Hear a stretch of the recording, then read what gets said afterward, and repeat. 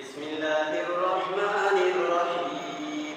يا أيها الذين آمنوا لا تحرموا طيبات ما أحل الله لكم ولا تعتدوا إن الله لا يحب المعتدين. وكلوا مما رزقكم الله حلالا طيبا واتقوا الله الذي أنتم به مؤمنون. لا يؤاخذكم الله باللغو في أيمانكم ولكن يؤاخذكم بما عقدتم الأيمان، فكفارته إطعام عشرة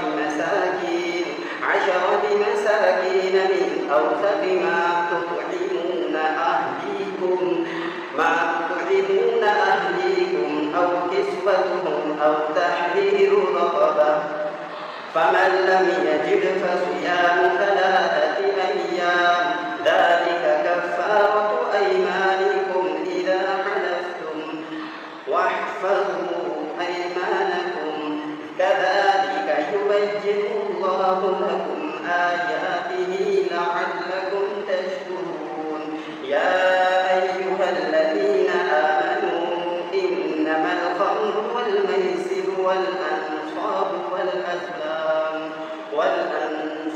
والأزلام رجس من عمل الشيطان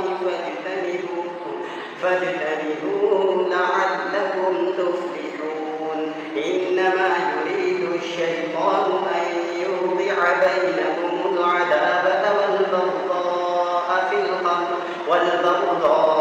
في الخمر والميسر ويصدكم عن ذكر الله وعن الصلاة، فهل أنتم منتهون؟ وأطيعوا الله وأطيعوا الرسول واحذروا، فإن توليتم فاعلموا أنما على رسولنا البلاغ المبين. ليس على